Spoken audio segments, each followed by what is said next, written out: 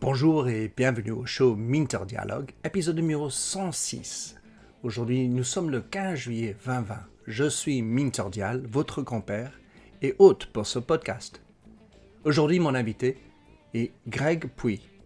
Greg est un ami de longue date et est aussi un conférencier, conseiller, podcasteur et auteur d'un nouveau livre, Insoutenable paradis, écologie et mode de vie. Réagir sans tout sacrifier, aux éditions Duno. Dans cet entretien avec Greg, nous parlons de comment définir le succès. On apprend le voyage de Greg avec son podcast Vlan. Comment les marques devraient s'y prendre sur des sujets politiques dans la nuance entre être militant et engagé. Et la quête d'une vraie raison d'être en entreprise. Si ce podcast vous a plu, merci de prendre quelques instants pour laisser une revue sur iTunes, ou autrement dit Apple Podcast. Plongeons alors dans cette nouvelle émission. Greg Puy. Wow, Greg from Paris. Content de t'avoir sur le podcast. On se connaît depuis de longues dates. On a partagé des plateaux. Je t'ai vu parler à South by Southwest. Et depuis peu, tu as sorti un livre, L'insoutenable paradis. En tes mots, comment tu voudrais te présenter, Greg? Merci Minter, je suis ravi d'être là parce qu'effectivement on se connaît depuis très longtemps.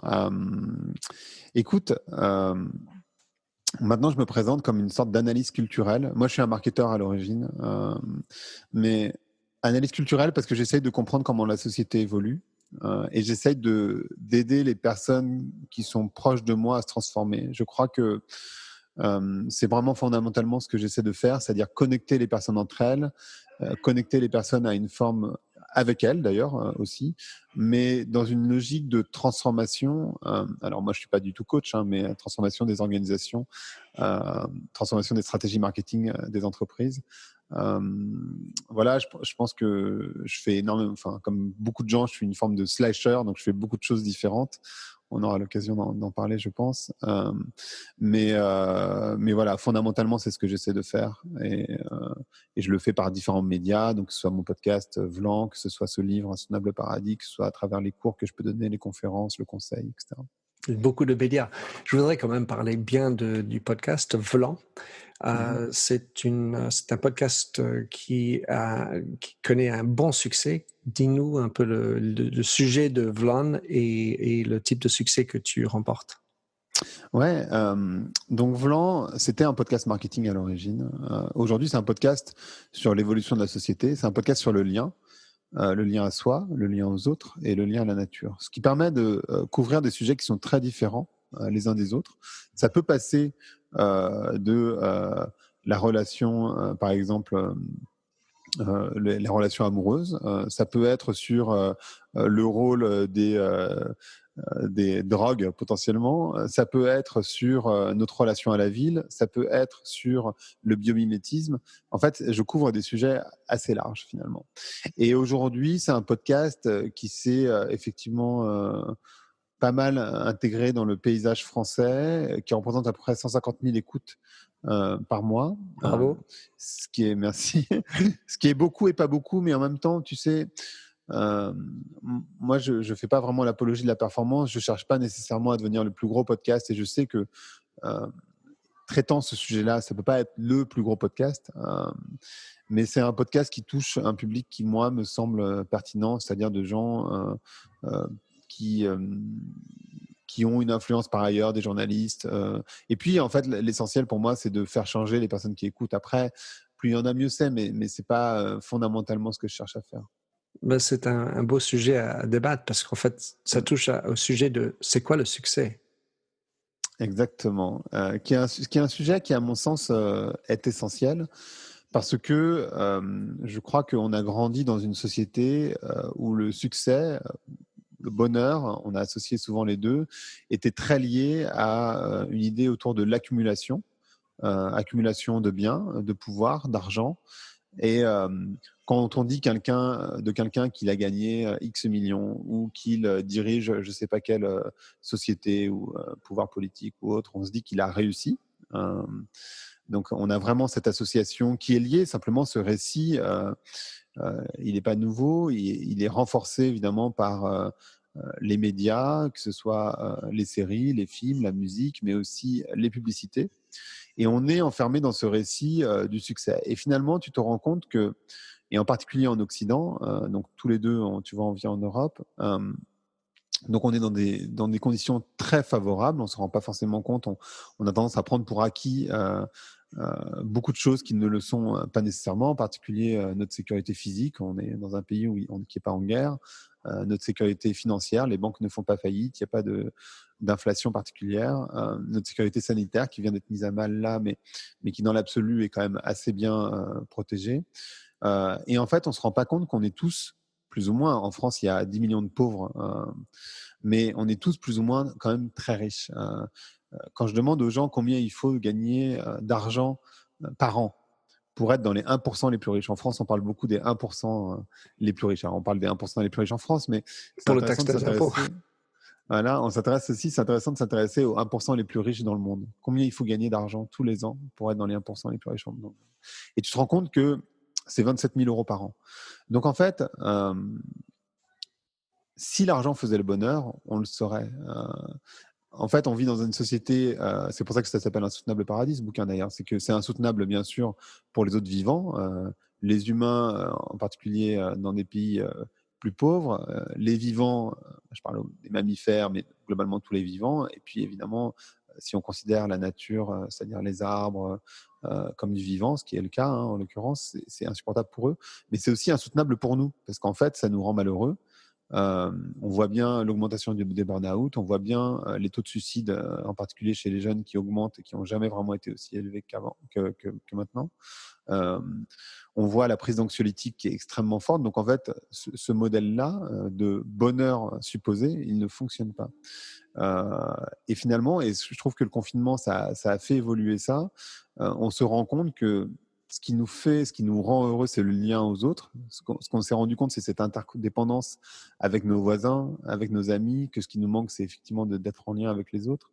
Et, euh, et quelque part, c'est pas d'aller chez Zara acheter une nouvelle paire de jeans ou une robe ou je ne sais quoi. Donc, je crois que cette définition du succès, elle doit être revue, redéfinie.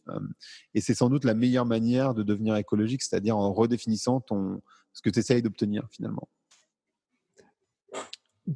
La transformation de ton podcast, un podcast de marketing sur un podcast, j'ai envie de dire, de vie, quelque part, entre la relation et la connexion, ça me fait penser au virement que Arianna Huffington a fait avec HuffPost, où elle était sur des sujets un peu business, enfin que business, etc. Et tout d'un coup, l'amour, la vie, le sommeil, c'est ça qui est intéressant et ça qui est important. C'est ça qui a valu, en fait, quelque part, la plus grande valorisation du succès de HuffPost, mis à part le business model et tout le reste.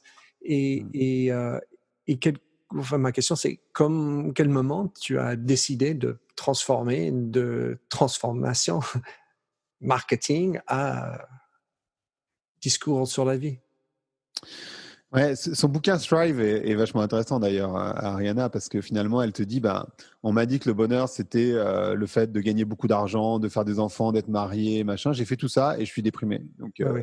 ça ne fonctionne pas. Je crois que moi, j'ai passé 25 ans de ma vie. Moi, je viens pas du même background que Ariana. Quoi, t'es pas allemand? Alors non. J'ai passé 25 ans de ma vie, je crois, à poursuivre cette idée du bonheur que je viens de décrire autour de l'accumulation. Pour me rendre compte et pour arriver dans des sphères où les gens ont de l'argent, en particulier dans les startups, on gagne beaucoup d'un coup, et pour me rendre compte que ça ne fonctionne pas.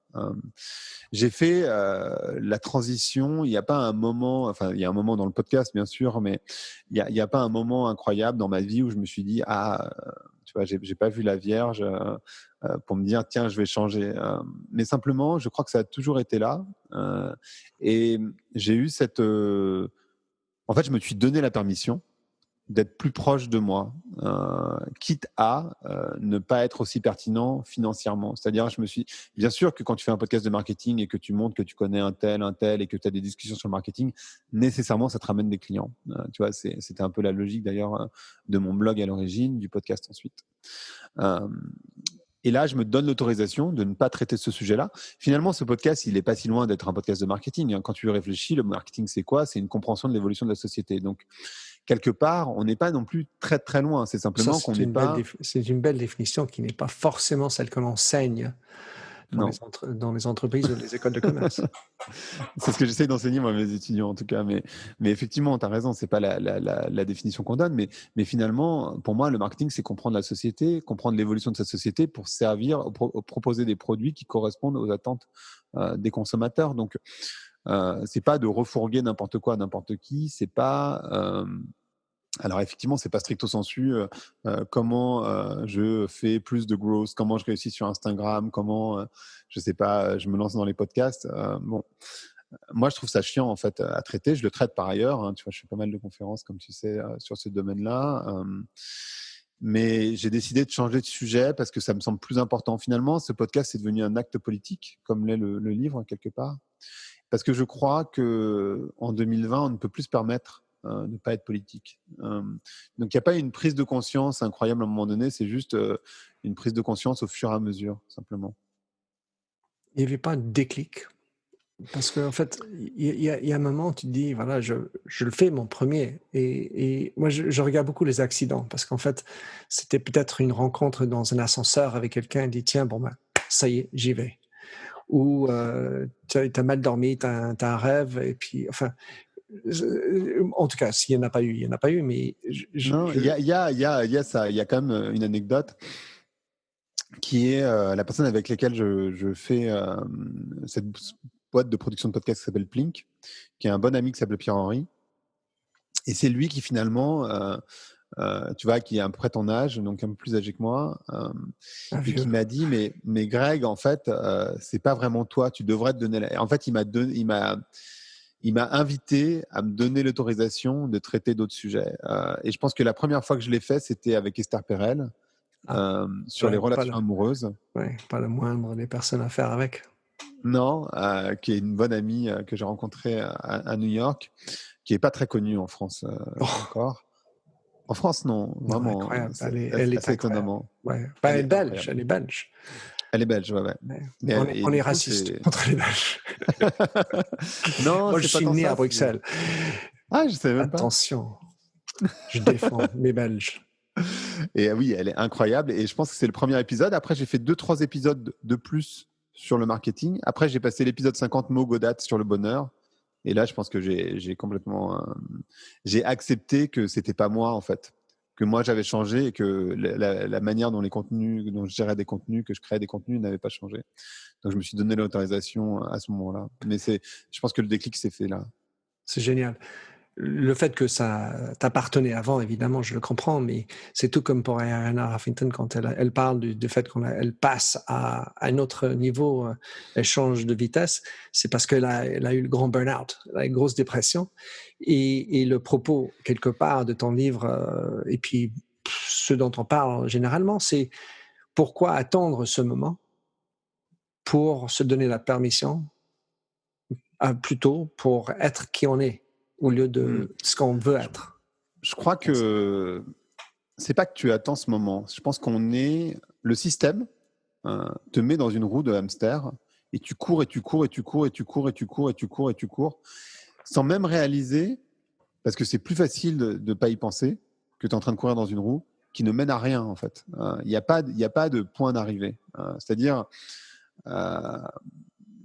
tu peux te dire non mais je vais accumuler pour mes enfants, etc. Mais tout ça, c'est en fait tes enfants, ils ont surtout besoin d'amour, de liens émotionnels. Et l'argent, bien sûr, tu as besoin de les nourrir, de les loger, mais ça, tu peux le faire sans accumuler de manière massive. Et encore une fois, moi, je suis pas en train de dire qu'il faut pas du tout gagner d'argent. Hein. Je suis pas du tout radical à aucun endroit d'ailleurs. Mais simplement, tu cours dans une roue. Et quand tu es éjecté de la roue, ce qui est le cas quand tu fais un burn-out, moi, je n'ai pas fait de burn-out, mais quand tu fais un burn-out, tu es éjecté de la roue. Et là, en fait, c'est le seul moment dans ta vie où, par exemple, quand tu as une grosse crise, par exemple, quelqu'un qui décède, où tu te relèves. Ou une pandémie. Ou une pandémie, par exemple, effectivement. Tu te relèves et tu regardes tous ces gens qui courent dans des roues et tu te dis, mais attends, mais… est-ce que vraiment, tu vois, c'est un petit peu de Matrix, quoi. Tu sors de la matrice et tu te dis, mais attends, En fait, c'est quoi ce bordel? Et là, en fait, tu te dis, bah, soit, et tout le système t'invite à retourner dans ta roue quand même, hein, c'est un peu le concept. Back on the horse. Mais exactement. Et là, en fait, tu peux te dire, mais en fait, moi, j'ai pas envie de retourner dans cette roue-là. Et la question qui est fine et complexe, parce que bien sûr, tu peux te dire, bah, je deviens altermondialiste, je vais élever des chèvres dans le Larzac, mais si tu n'as pas envie de faire ça et que tu n'as eu qu'une compétence pour élever des chèvres, par exemple, ce qui est mon cas, euh, comment tu fais? En fait, la question centrale, c'est entre ton mode de vie moderne, que moi j'aime bien, hein, par exemple, tu vois, j'aime bien pouvoir prendre des douches chaudes, j'aime bien avoir du chauffage chez moi à 19 ou 20 degrés, j'aime bien, tu vois, qu'on discute là par Internet, tout ça, moi j'aime bien, j'ai un téléphone portable, j'ai un Mac, enfin, tu vois, je ne suis pas du tout altermondialiste. Et en même temps, comment tu fais pour pas rentrer dans cette roue à nouveau et comment tu fais pour avoir un rôle? Et c'est pour ça que je dis, finalement, on n'a plus vraiment le choix que d'avoir des actes politiques, que ce soit au niveau des organisations, mais aussi des individus. Donc, Greg, tu parlais de la politique et que nous sommes de toute façon, de toute évidence, des êtres politiques, donc c'est normal. Mais dans l'entreprise, et j'ai envie de dire notamment en France, l'histoire d'amener sa personne et c'est presque un verboten d'être trop personnel au bureau.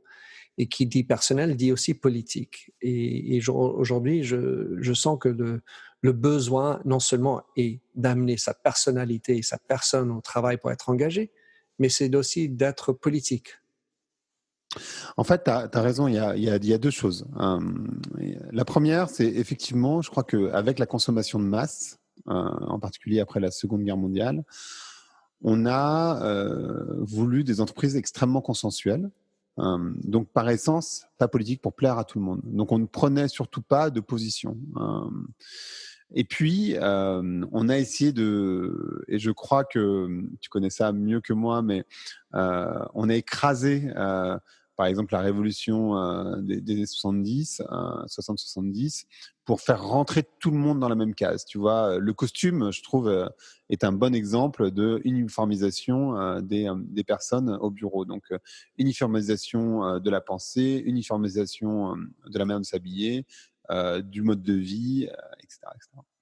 Et aujourd'hui, ce qui faisait, moi, je dis souvent d'ailleurs aux entreprises, ce qui a fait votre force au XXe siècle peut être votre plus grande faiblesse au XXIe. Aujourd'hui, ça ne fonctionne plus du tout. Les gens ont besoin d'avoir des entreprises qui soient proches d'eux. Ils ne croient plus du tout aux entreprises consensuelles. Ils ne croient plus du tout au discours tu vois, de washing, que ce soit social, que ce soit green, ils y adhèrent plus du tout parce qu'ils savent que l'entreprise est en train de mentir. Donc en fait, on a besoin d'entreprises. Et puis aujourd'hui aussi avec Internet, on est capable de vérifier. Tu vois, une entreprise qui est intéressante dans la politique, je trouve. On va pas faire le point Patagonia parce que ça serait un peu trop facile, mais Nike, qui a un autre point un peu facile, mais quand même intéressant. On pourrait Beaucoup faire d'autres plus points. pertinent aujourd'hui en plus. Beaucoup plus pertinent aujourd'hui, effectivement. On pourrait parler aussi d'Yves Rocher ou d'autres. Mais Nike, tu vois, qui a des postures politiques assez marquées. En particulier, alors il y en a une qui est discutable, très largement discutable, sur les femmes. Tu vois, ils se sont positionnés avec cette campagne Nike She Runs, donc sur la libération de la femme, etc. Et ils se sont pris un petit peu dans les dents quand même, de manière légère, mais quand même, le fait que les femmes qui font les chaussures sont des femmes en Asie qui sont payées $1. Donc en fait, quelque part, pour l'Occident, ils disent libération de la femme, et en même temps, ce sont ceux qui font perdurer cette situation en Asie. Donc ça, c'est discutable. On ne parle même pas du travail des enfants. Je pense qu'ils essayent quand même de faire des efforts majeurs sur le sujet. Après, ils ne maîtrisent pas l'intégralité de leur prestataire, on va dire. Et puis, il y a cette histoire qui est quand même assez connue maintenant, où ils ont utilisé ce footballeur américain qui a mis son genou à terre pendant l'hymne national, comme Colin Kaepernick. et voilà, Colin Kaepernick, et ils l'ont utilisé pour la campagne Just Do It, qui était donc un signe extrêmement fort sur le racisme. Il avait mis son genou à terre contre les violences policières il y a un an ou deux. Donc un signe extrêmement fort de posture politique de la marque. Ce qui a valu quand même une baisse du cours de bourse, ce qui a valu beaucoup de vidéos de personnes qui se filment en train de brûler des produits Nike. Donc on n'est pas dans le consensuel du tout. On est dans une posture politique très marquée, qu'ils ont reproduit là, à l'occasion des événements autour de la mort de George Floyd, et qui en même temps est un peu calculé parce qu'ils savent très bien que c'est la seule manière pour une marque de s'en sortir. Donc, mais en tout cas, ce qui est intéressant à noter, c'est qu'ils ne sont plus du tout dans cette posture, tu vois, très neutre, on ne prend pas d'avis, etc., etc. Et aujourd'hui, malgré tout, malgré cette situation qu'on comprend, toi, moi, Nike,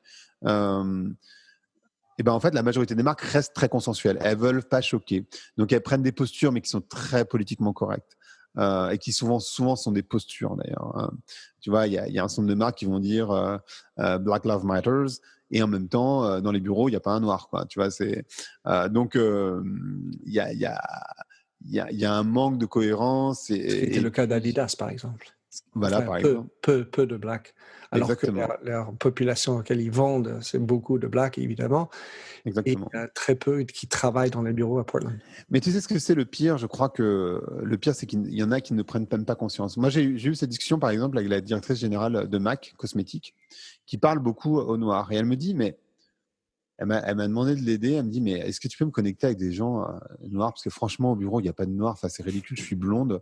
On me demande, enfin, ma marque, elle parle quand même beaucoup au noir. Pas qu'au noir, mais beaucoup au Bien sûr. noir. Et en fait, c'est ridicule. Enfin, moi, je suis blonde. Ma directrice marketing, elle est blonde. Dans les bureaux, il n'y a pas de noir. Donc, ouais, j'essaye de faire changer ça, mais bon, ça prend un peu de temps de transformer complètement l'industrie, enfin, l'entreprise.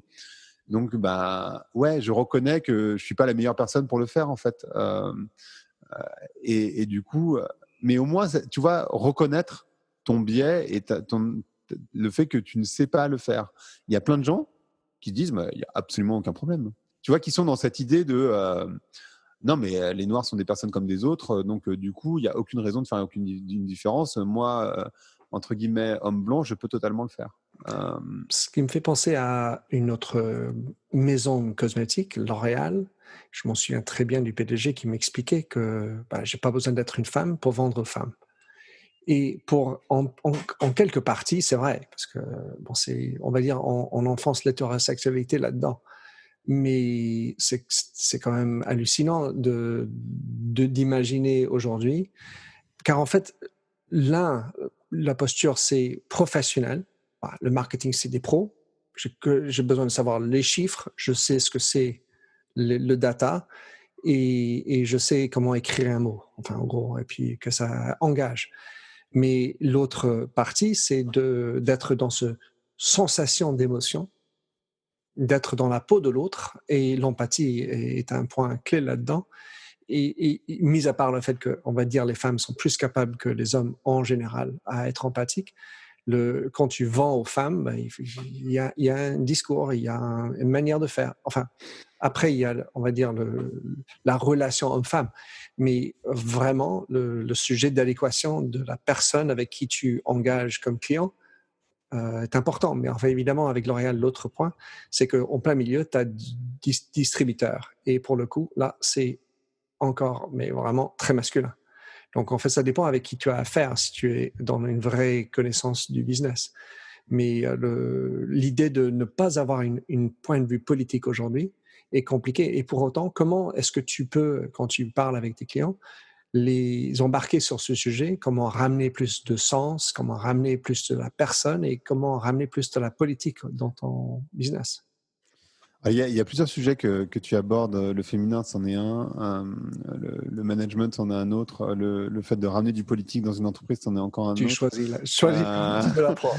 Mais en fait, pour moi, on était dans une société extrêmement patriarcale. On est toujours, bien sûr, dans une société très patriarcale, dominée par un mythe très prométhéen, donc très masculin, avec cette notion euh, que la puissance masculine est la seule qui vaille. Ce que j'appelle puissance masculine, ce qu'on appelle, c'est pas moi qui l'appelle d'ailleurs, la puissance masculine, c'est cette puissance extérieure. Donc la force, la vitesse, tu vois, tous les éléments que tu vas mettre à l'extérieur de toi pour paraître. Tout ça, c'est très masculin. La projection, tu vois, tout ça, c'est très masculin. Et puis, il y a la puissance féminine qui est, tu as parlé de l'empathie, mais il y a la vulnérabilité, il y a la sensibilité, etc. Et c'est vachement intéressant de voir qu'au XXe siècle, enfin pendant toute c'est depuis la Renaissance, mais disons qu'il y a une apogée et une fin d'ailleurs au XXe siècle de cette puissance masculine et la puissance féminine considérée comme faiblesse. Donc, si tu es gentil, si tu es empathique, si tu es sensible, si tu es vulnérable, alors c'est de la faiblesse. Alors qu'en réalité, c'est de la force. Et ce n'est pas une question de genre.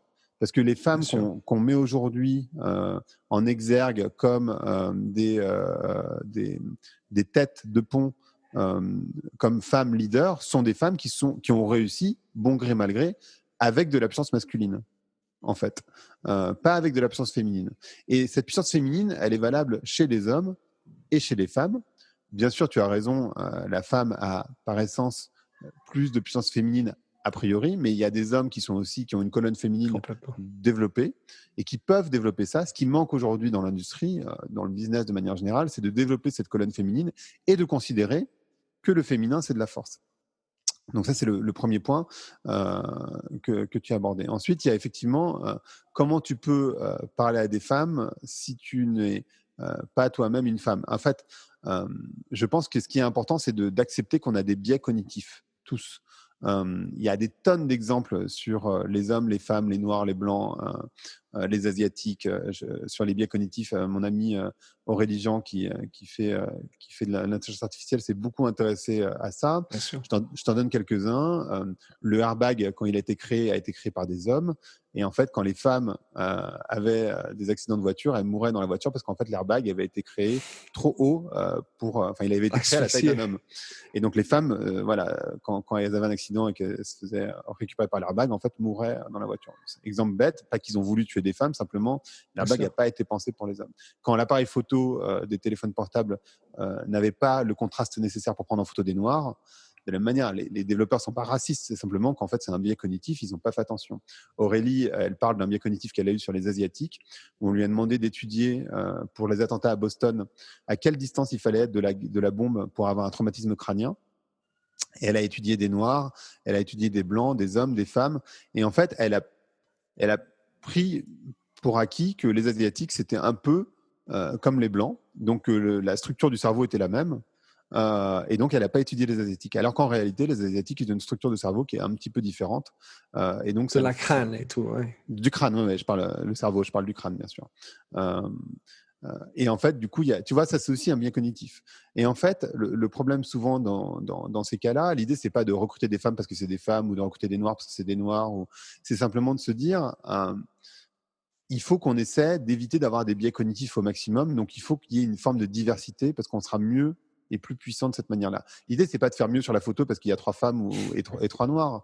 L'idée, c'est de se dire, et des Asiatiques et des Arabes et je ne sais quoi, on n'est pas chez Benetton. Tout ça, c'est ce qu'on appelle la diversité. La diversité, c'est pas de l'inclusion.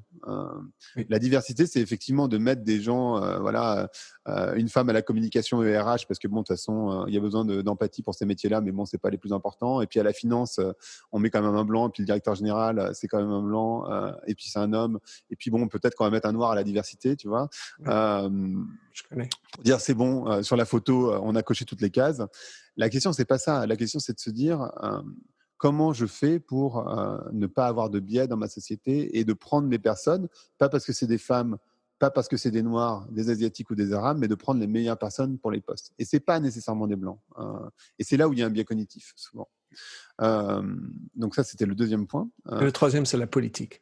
Et la troisième, on y arrive, c'est la politique. Alors, du coup, je me souviens plus de ta question parce que je me suis perdu dans... En gros, comment expliquer comment tu à un fais patron il faudrait être politique. Alors, parce qu'en fait, on va dire, c'est mauvais de tuer les gens. D'accord, c'est pas politique ça. Et la nuance entre être engagé sur un sujet politique et être militant sur ce sujet. Alors, effectivement, je pense que moi, je différencie beaucoup le militantisme de l'engagement. C'est une vue, c'est ma manière de voir les choses. Je ne dis pas que c'est une règle absolue, mais pour moi, quand tu es militant pour, mais tu es aussi souvent militant contre. Et moi, je suis, pour le coup, plutôt dans une forme d'engagement, c'est-à-dire l'engagement, tu es nécessairement engagé pour, tu es rarement engagé contre. Quand tu fais de ta cause ta raison d'être, tu vas dire à ceux qui ne sont pas comme toi qu'ils ont tort. Donc, tu es dans une forme de combat. Et le combat, ça génère jamais grand-chose de très intéressant. Je dis pas que les militants n'ont pas leur raison d'être et qu'ils n'ont pas leur rôle, ils sont très importants. Je pense qu'une entreprise ne doit pas nécessairement être militante, tu vois. Je pense que c'est pas le rôle d'une entreprise de devenir militant. Peut-être au début, ça peut être l'occasion. Tu vois, je faisais référence à Patagonia ou Nike. Quelque part, c'est des positions un peu militantes parce que c'est les premiers. Mais engagé, ça veut dire que tu t'engages et que tu essayes de faire bouger les lignes de manière très concrète, très forte. Et c'est pas juste parce que tu fais une communication avec effectivement des Noirs, des Blancs, des Arabes, des Asiatiques. C'est pas juste parce que tu vas dire, mais c'est une redéfinition, par exemple, de ce que c'est que la performance d'une société. C'est de générer de l'inclusion. Il y a une phrase comme ça que je trouve intéressante qui est la diversité, c'est d'aller en boîte avec des Noirs. L'inclusion, c'est de danser avec eux. Tu vois, c'est vraiment ça. Ça se joue là, la nuance. Et les entreprises, elles doivent aujourd'hui s'engager. Alors, comment on fait en sorte et c'est quoi le discours pour les entreprises? Je crois que en fait, comme dans toutes les transformations, t'as tenu ce discours-là pendant des années, je l'ai tenu pendant des années aussi sur la transformation digitale, en disant, en fait, la transformation digitale, la question, c'est pas d'être sur Twitter, Instagram, TikTok ou je ne sais où, c'est un état d'esprit. À partir du moment où tu comprends l'état d'esprit, qu'en l'occurrence, le pouvoir, c'est pas le savoir, le pouvoir, c'est le partage. Enfin, il y a un certain nombre d'éléments, tu vois, que tu connais encore mieux que moi, autour de la culture digitale. Tu peux être sur Twitter et être encore complètement arriéré sur ce domaine-là. De la même manière, je crois que c'est un état d'esprit qui permet, donc c'est pour ça qu'on a besoin de nouveaux dirigeants, on a besoin de personnes avec du courage, en fait, de managers, mais aussi de politiques avec du courage, qui prennent des postures, enfin pas que des postures d'ailleurs, mais qui prennent des décisions, pardon, et qui font bouger les lignes. Il y a des personnes qui peuvent bouger, qui sont intelligentes, il faut juste, un petit peu comme moi à l'époque quand on m'a dit, mais Greg, sois plus toi-même, donne-toi l'autorisation Oui. finalement d'aller vers ça. Il y a des dirigeants que tu peux emmener vers là. Et ils se disent, ah bah tiens, et tu vois, je discutais avec Pascal Desmurger, le patron de la Maïf, qui me disait, bah, moi j'ai plein de patrons du CAC 40 qui viennent me voir en me disant, mais je suis tellement d'accord avec toi, mais je n'ose pas, je ne sais pas comment faire. Et là, en fait, quelque part, que Pascal le fasse, ça donne l'autorisation à d'autres de le faire. Et ça, c'est super. Et puis, il y a d'autres personnes qui ne veulent pas changer. Et ces personnes-là, malheureusement, elles ne sont pas fit, elles ne rentrent pas dans la case du 21e siècle et en fait, elles vont être des ralentisseurs pour les entreprises. Peut-être des technocrates très bons dans le management, on va dire, du chiffre, Complètement, mais pas dans un vrai engagement. La ligne exactement. entre le militantisme et l'engagement est intéressant parce qu'en fait, plus on est dans l'engagement, j'ai envie de dire, plus ça se rejoint à plaire à plein. Mhm. Plus on est dans le militantisme, plus on est contre d'autres, donc on est plus provocateur, controversé, pardon. Et aujourd'hui, quelque part, j'ai quand même le sentiment qu'il faut être plus vers le militantisme que vers l'engagement. Car en fait, plus on est dans essayer de faire bien, d'être inclusif en tout, en fait, à partir du moment où on veut plaire à tout, évidemment, comme tu disais On tout plaît à à l'heure, personne. on plaît à personne. Et le curseur de l'engagement, il doit être quand même un peu obsessionnel pour que ça marche. Parce que Alors, écrire je suis engagé sur COP 21, je suis engagé sur bon bah, mhm. avec je joue le violon là. Alors, je pense que tu as sans doute raison. Il y a peut-être un curseur à mettre vers le militantisme, mais, et le mais est important, avec de la puissance féminine, c'est-à-dire ne pas être dans le rejet de l'autre. À partir du moment, si je te dis par exemple, toi, Minter, tu as tort parce que tu es blanc. Parce que moi, je suis métisse. Mais En tu as fait, raison, par essence, oui, je sais, mais par essence, du coup, je te dis que tu n'es pas bien. La réaction que elle va pas être dans ah mais ouais, Greg, t'as raison, c'est vrai, je suis pas bien parce que je suis blanc. Du coup, et ça n'a aucun sens. Tout ce que tu vas dire, tu vas jamais dire ça. Tu vas dire, bah, tu vas te défendre. Et en fait, de mettre les gens les uns contre les autres, moi, je suis pas pour le fait d'être dans des dualismes absolus de tout, tu vois, dire toi c'est mal, toi c'est bien, combien de temps tu médites par jour, c'est bien, c'est pas bien, etc. Bon, et en ça, tu peux être militant, donc très actif sur ta cause quelque part. Enfin, si tu peux pousser disons, le curseur vers le militantisme, tout en ayant beaucoup de gratitude, mais aussi peut-être d'ouverture au chemin de l'autre et de l'intégrer dans le chemin. Tu vois, moi, J'ai un exemple qui me parle. C'est Mhm, Ronan Dunn, qui est le PDG de Verizon aux États-Unis, mhm. Verizon Wireless, et il est irlandais. Il affiche ses couleurs irlandaises, c'est-à-dire qu'il soutient l'équipe irlandaise. Il tweet là-dessus. Bravo, on a gagné. Dommage, on a perdu.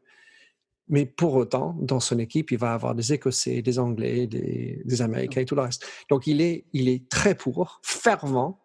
Il n'a pas peur de montrer ses couleurs, mais pour autant, il n'est pas east contre le reste. Exactement. Et ça, c'est cette posture-là que peut-être qui n'est pas comprise.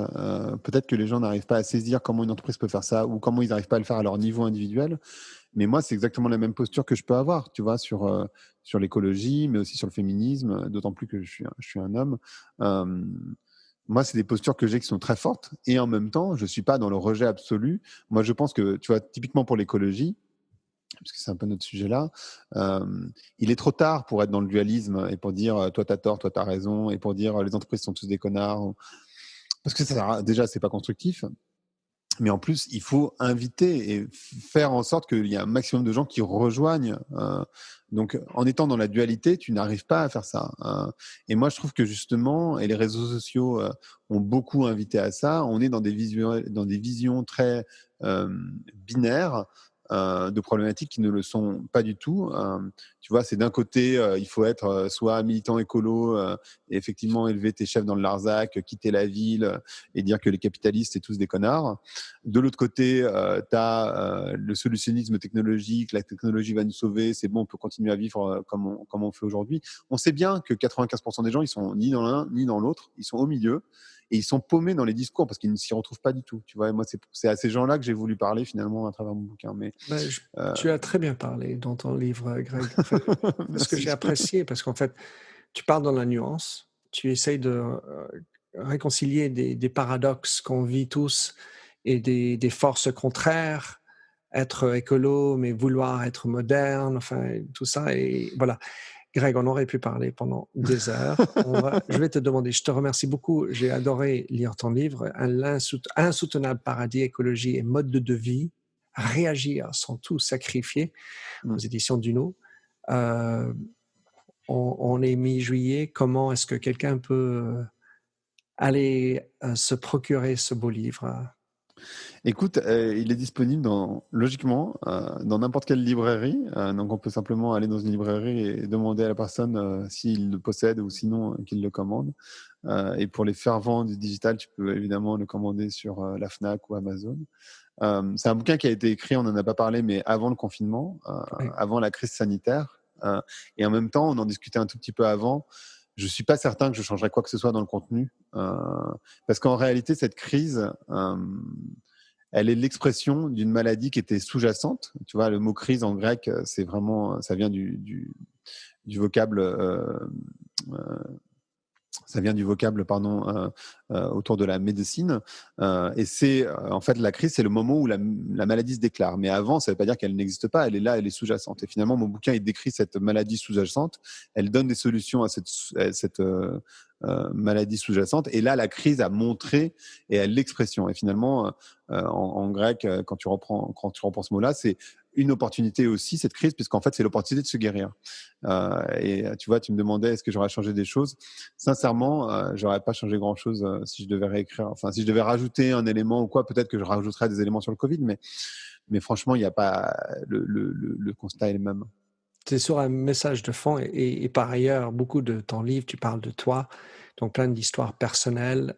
Il y a beaucoup de témoignages d'autres aussi, mais bon, ton histoire personnelle, c'est la tienne. Mais ça, enfin, il y a tout le reste à écrire, mais c'était jusque-là vrai. Greg, merci beaucoup. Pour te retrouver sur l'Internet ailleurs, comment faire? On va sur... je suis à peu près Greg from Paris sur tous les réseaux, quasiment tous. D'accord. Donc sur Twitter, sur Instagram, Je mettrai tout ça dans les show notes. Je te remercie beaucoup, Greg. Super, merci beaucoup. À plus. Merci de nous avoir écoutés sur Minter Dialogue en français. Vous trouverez tous les liens et références cités lors de cet entretien sur mon site minterdial.fr. Pour vous inspirer, Je vous laisse avec une chanson que j'ai écrite dans ma jeunesse, A Convinced Man.